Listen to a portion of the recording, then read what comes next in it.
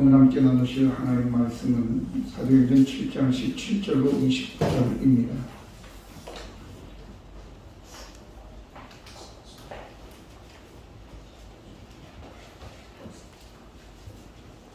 (17절로 29절) 한 절씩 교독하시겠습니다. 하나님이 아브라함에게 약속하신 때가 가까움에 이스라엘 백성이 애굽에서 번성하여 많아졌더니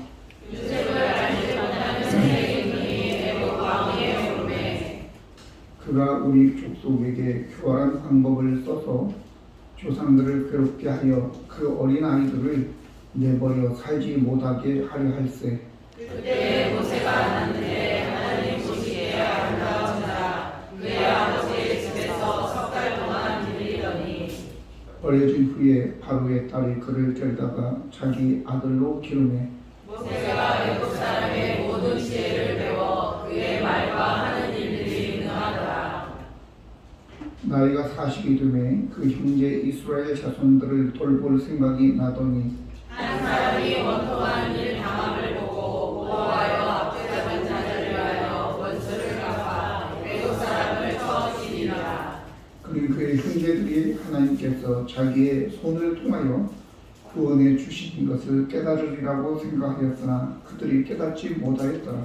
이튿날 이스라엘 사람들이 싸울 때에 모세가 와서 화해시키려 하여 이르되 너희는 형제인데 어찌 서로 해치느냐 하니 그 동물을 해치는 사람이 모세를 밀어뜨려 이르되 누가 너를 관리와 재판장으로 우리 위에 세웠느냐. 내가 어제는 애굽 사람을 죽임과 같이 또 나를 죽이려느냐 하니 같이 있습니다. 모세가 이 말 때문에 고소하여 미디안 땅에서 나를 내려 거기서 아들들을 낳으리라. 아멘. 어떤 사람의 말은 신뢰가 가고 또 어떤 사람의 말은 전혀 믿음을 주지 못하죠. 우리가 생각할 때 일반적으로 많이 배운 사람은 신뢰할 수 있나? 부자는 신뢰할 수 있나? 높은 지위에 있는 사람은 신뢰할 수 있나? 라고 생각해 보니 전혀 아니에요. 오히려 높은 자리에 올라갈수록 더 신뢰감이 떨어지고 부자일수록 더 왠지 못 믿겠고 많이 아는 사람일수록 왠지 속이는 것 같고 왜 이렇게 되었을까요? 예수님의 12 제자 중에서 가장 똑똑했던 사람이 하나 있었는데 그게 가룟 유다였습니다. 그리고 예수님의 12 제자 중에서 7명 정도가 저 갈릴리 호수에서 평생을 고기 잡던 어부들이었다는 사실을 우리는 알 수 있지요. 그러고 보면 많이 배우고 높은 지위에 있는 사람이 신뢰받을 수 있는 사람이 아니라고 하는 것입니다. 그런데 성경은 이렇게 이야기합니다. 마태복음 5장 18절에 천지가 없어지기 전에 율법의 1.1개라도 결코 사라지지 않고 다 이루겠다 이렇게 말씀하고 있습니다. 또 사무엘상 3장 19절을 보면 사무엘에 대해서 얘기하면서 사무엘이 자라매 여호와께서 그와 함께 계셔서 그의 말이 하나도 땅에 떨어지지 않게 하시니 이렇게 얘기합니다. 역대하 20장 20절에 보면 여호사밧 왕이 나오는데 이 여호사밧 왕은 백성들을 향하여 너희들은 하나님을 신뢰하고 하나님의 선지자를 신뢰하라. 그러면 형통할 것이다. 이렇게 이야기합니다. 모두가 다 믿을 수 있는 것은 그 사람의 인격이나 부자이고 높은 지위에 있고 많이 배웠기 때문이 아니라 바로 여호와 하나님이 배경에 있기 때문이라고 하는 것입니다. 하나님의 말씀은 분명히 성취되어집니다. 오늘 여기에 보면 하나님이 아브라함에게 약속하신 때가 가까움에 이렇게 있어요. 이제는 하나님을 믿지 못한 사람들이 많다는 거죠. 왜 그럴까요? 하나님이 우리와 약속을 하고 하나님이 해 주시겠다고 하는데 불구하고 인간이 지가 때를 정하고 방법을 정하는 거예요. 그리고 자기 때에 자기의 방법대로 빨리 응답해 주지 않았다고 하나님을 더 이상 신뢰하지 않는 겁니다.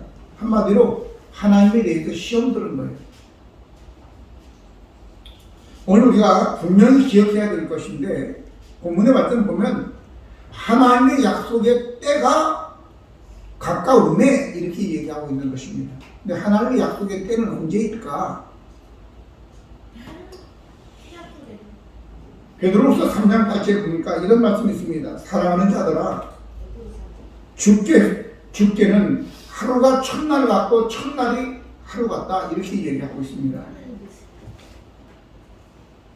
하나님의 약속이 가깝다고 해서 바로 지금 아니면 내일이 아니라는 걸 우리는 알아야 돼요. 우리는 잠깐 사는 인생들이에요. 그래도 많이 살죠, 100년.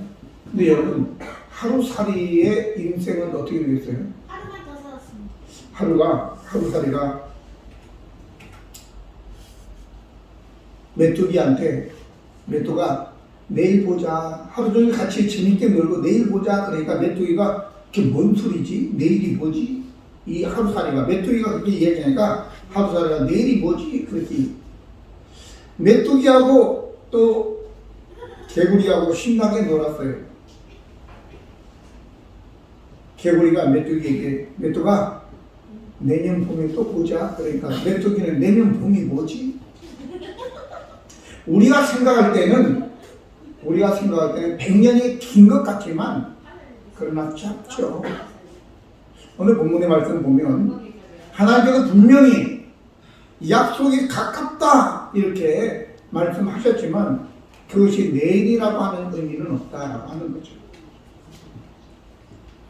오늘 하나님께서 이 요셉의 때를 얘기하는데 요셉이 이스라엘 백성들을 위해서 요셉이 애국과 그 주위에 있는 나라들이 기근에 있었을 때 흉년에 있었을 때 7년의 흉년 동안에 많은 사람이 요셉의 공적으로 살아남게 되죠.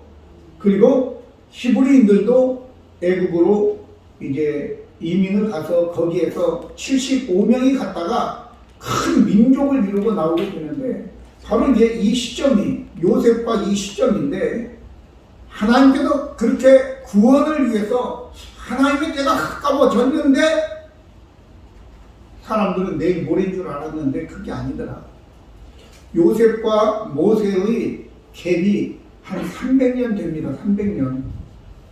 금방인 줄 알았는데 그래서 하나님의 때가 가까워지고 그리고 백성들이 많아지니까 우와 금방 뭔 일이 일어나나 싶었는데 문제가 생기기 시작하는 것입니다. 자, 이 전에 하나님께서 75세 된 아브라함에게 너 본토 친척 아비집을 떠나가라. 내가 너로 큰 나라를 이룰 뿐만 아니라 너와 네 후손을 통해서 온 백성들이 복을 받게 할 것이다. 이렇게 약속하셨습니다.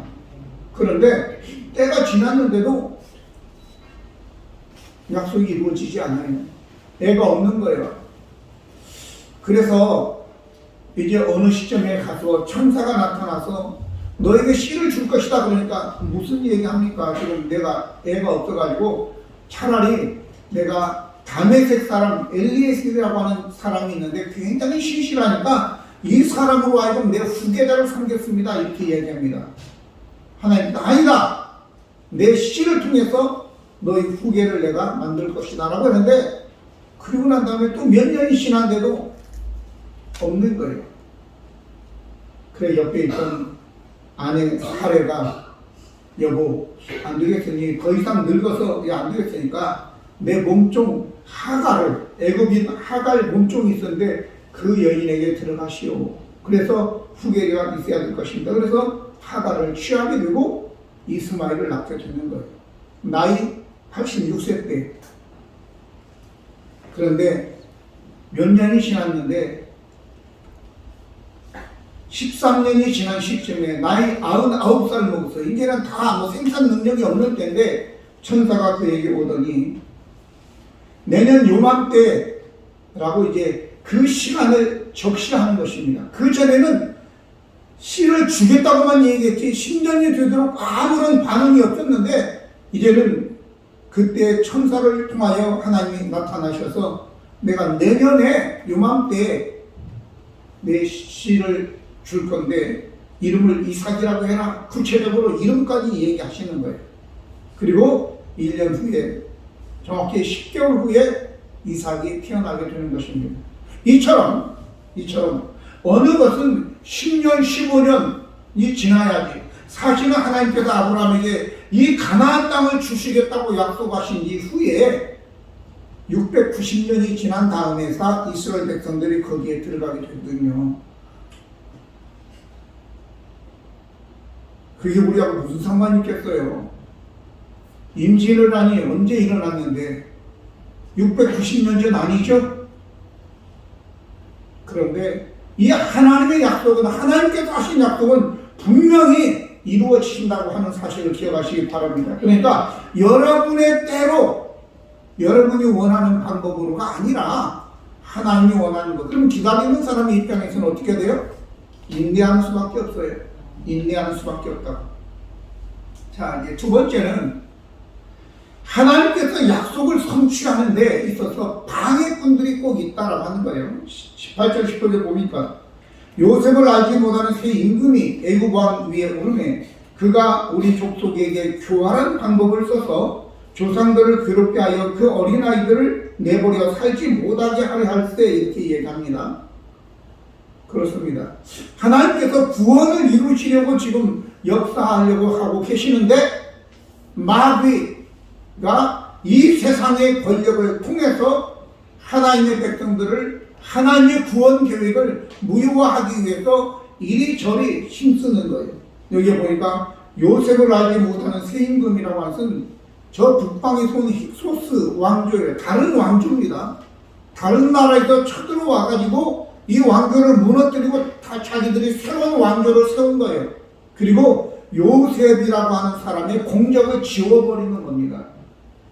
그리고 이제 여기에 보니까 교활한 방법을 써서 조상들을 괴롭게 하고 점점 많아지니까 어린애들 남자가 태어나면 그냥 나이가게 던져서 죽게 하라 이렇게 얘기한 겁니다.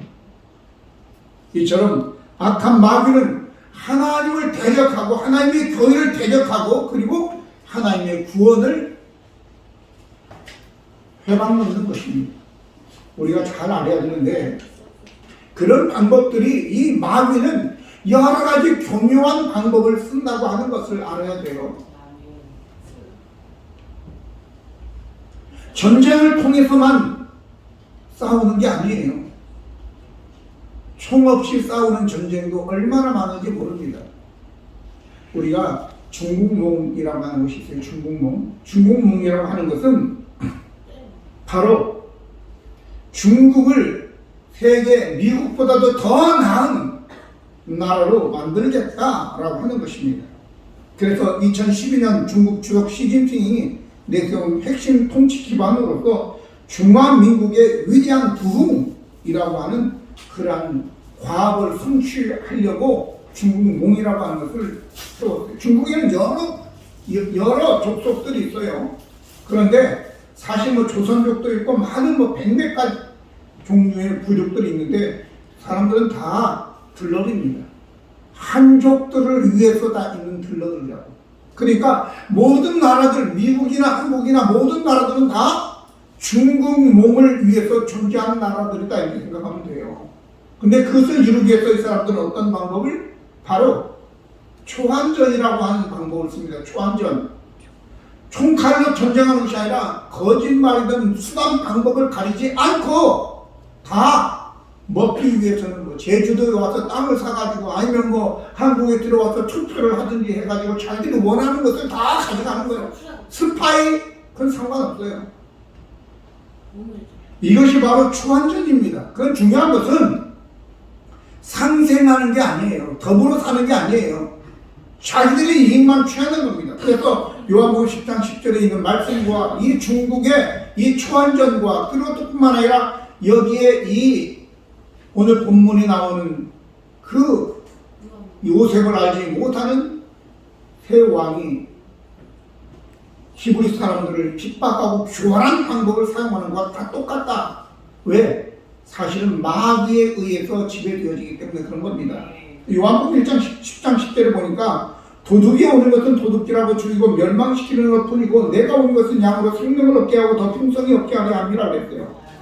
자신의 목적을 이루기 위해서는 속이고 거짓말하고 불법, 탈법, 편법 그 아무런 양심의 가치 없어요. 그거 오직 목적만 있는 거예요. 목적만. 여러분과 저는 그러한 인간 되기를 포기한 사람들이 그 양키를 예수님의 이름으로 간절히 부탁드립니다. 왜? 에베소 4장 24절에 하나님을 따라 의와 진리의 거룩함으로 지으심을 받은 새 사람을 입으라 이렇게 얘기하고 있어요. 저와 여러분은 하나님의 형상을 따라 지음받은 의와 진리와 거룩으로 지음받은 자들이라고요. 그렇기 때문에 우리가 의는 하나님 보시기에 바르고 올바른 삶이고 공평하고 정직하게 다른 사람을 대하는 태도이며 진리는 거짓이 없는 참된 지식과 마음을 말하고 거룩은 죄와 구별되어 깨끗한 성품으로 살아가는 걸 얘기하는 거예요. 그런데 저들이 이야기하는 그런 방법은 전혀 하나님의 성품하고 상관없어요.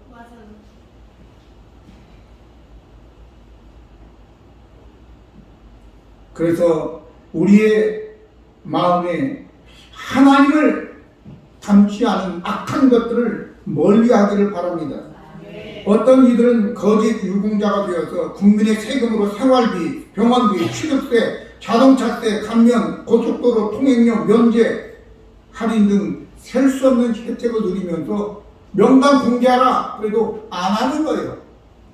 아니 떳떳하게 해야지. 세금은 우리가 내고 왜 엉뚱한 놈들이 다 그걸 누리고 있느냐 말이죠. 이게 바로 똑같은 놈들이기 때문에 그런 거예요. 왜? 마귀가 세상을 지배하여서 그런 욕심 있는 놈들을 통해서 하나님의 나라를 방해하는 것이라고요. 동조하지 않기를 바랍니다. 아니 유공자면 명랑 까야지. 왜 아까 뭔 공을 세웠냐고. 뭔 공을. 나도 전라도 사람이에요. 나도 유공자도 좀 시켜줬으면 내가 입당할 텐데. 이게 바로 초한전입니다. 수단 방법 가리지 않는다라는 거예요. 여러분, 우리가 살아오면서 그리스도인으로서 수단 방법 가리지 않고 사는 것, 그거는 범죄입니다. 의와 진리와 거룩으로 살아가기를 예수님으로 축복합니다. 그런데 그 와중에 하나님은 한 사람을 예비하십니다. 구원을 위해서. 바로 이때에 모세라고 하는 사람이 태어났는데 아무도 모르죠. 하나님이 계획하신 거죠. 그런데 3개월만 자기 부모와 같이 살 수 있고 이제 크니까 울음소리도 크고 하니까 안 되니까 갈대로 바구니를 만들어 가지고 역청을 안팎으로 발라가지고 나일강에 띄우는 거예요. 그런데 기가 막히게 그 시간에 바로의 딸 공주가 나일강에 오게 되고 그 울음소리를 듣고 사람을 시켜서 데려오게 만듭니다. 치열한 마음이 들도록 하나님께서 그 마음을 주장하니 그가 그 모세를 양자로 삼은 겁니다. 모세라는 이름이 건져냈다 이런 뜻이에요. 물속에서 건져냈다. 자, 이렇게 건져냈고 그리고 모세의 누나가 그것을 보고 있다가 쪼로로 달려가서 내가 히브리 여인 금방 애난 여인이 있어서 저지나는 여인이 있는데 소개시켜 드릴까요? 이래가지고 모세의 어머니를 유모로 취업을 시킵니다. 돈을 받고 자기 자식을 젖먹이는 거예요. 자, 이렇게 해서 이게 이 모세는 애굽의 모든 그 지식과 그리고 무예를 다 익히게 됩니다. 나이 40이 됐으면 이제 더 이상 배울 게 없는 상태예요. 그런데 자기 어머니에게 젖을 먹으면서 자기가 누구인지를 정체성을 깨닫게 됐어요. 나는 히브리 사람이구나. 그래서 어느 날 여기에 성경에 보니까 22절에 모세가 애국 사람의 모든 지혜를 배워서 그의 말과 하는 일이 능한데 나이 40이 되면 그 형제 이스라엘 자손을 돌볼 생각이 나더니 이렇게 말씀하셨습니다. 40이 돼서 히브리인들을 돌볼 마음이 생기게 된 거예요. 그래서 노예로 부림받는 자기 형제들 보러 현장에 나갔는데 애국 사람이 이게 너무 불합리하게 히브리인을 괴롭히는 거예요. 그래서 자기도 모르게 욱 하는 마음으로 그 애국 사람을 쳐 죽여가지고 모래에 감췄어요. 그럼 다음날 또 갔는데 이번에는 히브리 사람들끼리 싸우는 거야. 그래서 가만히 보니까 한 놈이 잘못한 거야. 너 왜 같은 민족끼리 싸우냐? 왜 괴롭히냐? 라고 하니까 그 히브리 사람이 하는 말이 자기는 하나님께서 자기를 통해서 히브리 사람들을 구원할 것을 이 사람들이 아는 줄로 아는 거예요. 착각을 한 거예요. 그래가지고 말리니까 언제 당신을 우리의 관리와 그리고 재판장으로 세웠냐? 누가 어제는 외국 사람을 쳐 죽이더니 오늘은 나를 죽이라고 그러냐? 그리고 막 사람들이 많은데 떠들어댄 거예요. 그래가지고 어제 몰래 사실은 죽여서 묻어버렸는데 그 들통이 나게 돼서 결국은 이 모세는 저 미디안 광야로 도망하게 되는 것입니다. 여러분 우리가 기억해야 될 것이 있어요. 많이 배우고 능하다고 해서 구원자가 되는 건 아니에요. 이 모세는 분명히 여기에 보니까 형제 이스라엘 자손을 돌볼 생각이 났다 그러는 거예요. 국회의원이나 뭐 어디 나온 사람도 보세요. 자기가 책임자라고 그러지. 현안시장은 됐다 그러면 감옥 가잖아요. 그러니까 돌볼 마음이 아니라 도둑질할 마음이겠지.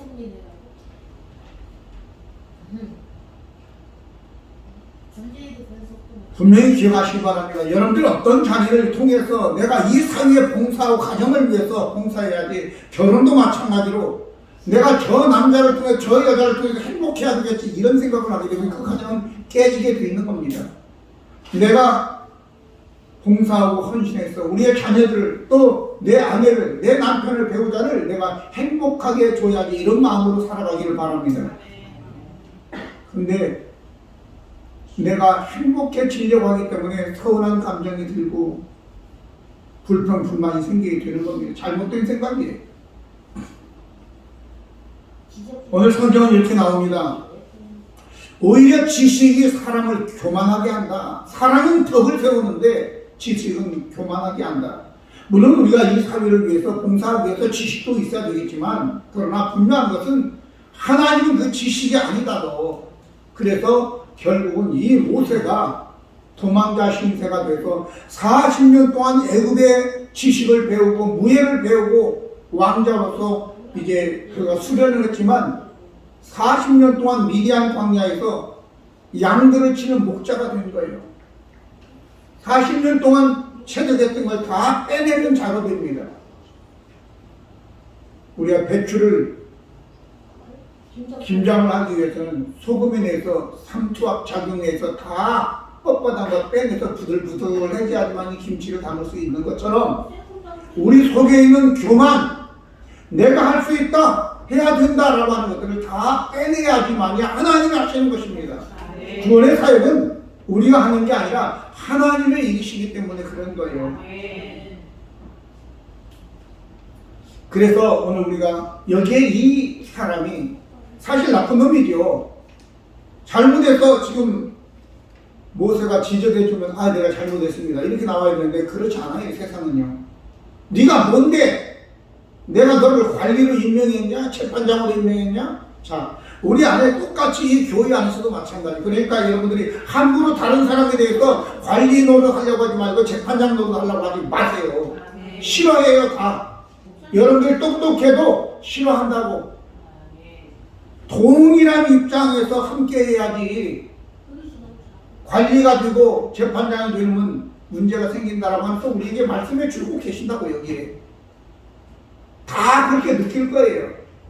누군가가 나를 관리한다고 하고 네가 뭔데? 너나 잘하세요 이렇게 얘기하겠죠. 또 재판에서 옳다 그러다 그런 얘기할 필요 없어요. 같이 마음을 나누면 되는 거예요. 같이 기도해주고 옳다 그러다는 하나님이 하실 겁니다. 그러니까 관리와 재판장이 되지 않기를 바랍니다. 그런데 우리도 모르게 누군가를 지배하려고 하고 조종하려고 한단 말이죠. 그거 아니에요. 하나님 우리를 세우신 것은 남을 지배하고 조종하라고 세우신 것이 아니라고요. 결국은 그것 때문에 모세는 미디안 광야로 도망하여 살인자가 되어서 도망자가 되어서 40년 동안을 그렇게 살게 되는 것입니다. 여러분, 애굽에서 배운 그것이 뭔 필요가 있어요? 40년 동안 무예를 배우고 애굽의 학문을 다 배웠는데 그게 무슨 필요가 있냐고 양을 치는데 아무런 필요 없는 거예요. 그 결국은 뭐예요? 내가 무익하구나 이걸 깨닫게 된 거예요. 무익하구나. 어제 다음 주에 우리가 나눈 내용이 네 발에 신을 벗으라 이렇게 나오는 거예요. 종이 되어야 된다. 내 자신을 다 포기해야지만이 하나님 비로소 쓰시는 거예요. 어쩌고 저와 여러분 오늘 이 말씀을 통해서 내가 뭔가 됐다라고 생각하면 결국은 우리는 혈기를 내게 되고 시험에 들게 되고 다른 사람을 미워하고 살인하게 되고 도망자가 되고 결국은 다 벗겨지고 만다는 사실을 기억하셔서 그러기 전에 겸손하시길 바랍니다. 내려놓으시기를 바랍니다. 그래야지 그런 사람을 하나님께서 됐다 그리고 들어 쓰시는 거예요. 기도하시겠습니다. 걸어가시는 예로신 하나님 우리 아버지, 하나님의 구원 역사가 이루어질 때에 악한 마귀는 세상을 통하여 그 하나님의 구원 섭리를 방해하고 교회를 핍박하며 사람을 죽이기도 합니다. 그러나 우리는 거기에서 물러서지 않도록 도와주시고 기도하며 교회의 주신 사명이 무엇인지를 알고 아버지 하나님이여 기도로 영적으로 저항할 수 있는 저희가 되게 보시기를 원합니다. 아버지 하나님, 모세는 하나님의 뜻을 오해하고 자신의 힘으로 뭔가를 해보려고 했다가 결국은 살인자가 되고 도망자가 되어서 광야에 40년을 보내게 되었습니다. 오늘 우리도 마찬가지로 내가 뭔가를 하려고 하게 되면 결국은 거스르게 되고 아버지 하나님이여 이를 그르치게 되어서 그 일로 인해서 많은 고난이 따른다는 것도 알게 해주시옵소서. 항상 겸손케 하시어 어떤 일을 할 때 내가 형제들을 위해 관리가 되고 재판장이 되어서 판단하려고 하지 않게 하시고 겸손하고 낮아져 하나님이 쓰시는 대로 우리 자신을 내어 드릴 수 있는 그 성도들을 되게 도와주시옵소서. 그래서 하나님의 교회가 주 안에서 평안을 누리게 도와주시고 주님이 쓰시는 그러한 이 시대에 귀한 교회로 사용되게 하여 주시옵소서. 오늘도 아버지 하나님이여 처음 주일 예배에 나온 우리 교회에 나온 자매님도 있습니다. 또 신앙생활을 이제 처음으로 하는 우리 자매도 있습니다. 주여 불쌍히 여겨 주시옵소서. 그리고 또 판사 임용고시를 보는 최림 자매도 있습니다. 지혜를 주시고 무엇보다도 아버지 하나님이여 생명을 건 아버지 병적 투쟁을 하는 우리 성도들 주여 힘을 주시고 용기를 주시고 믿음을 주셔서 죽음을 병을 이기게 하여 주시옵소서. 우리 주 예수 그리스도의 이름으로 기도드립니다. 아멘.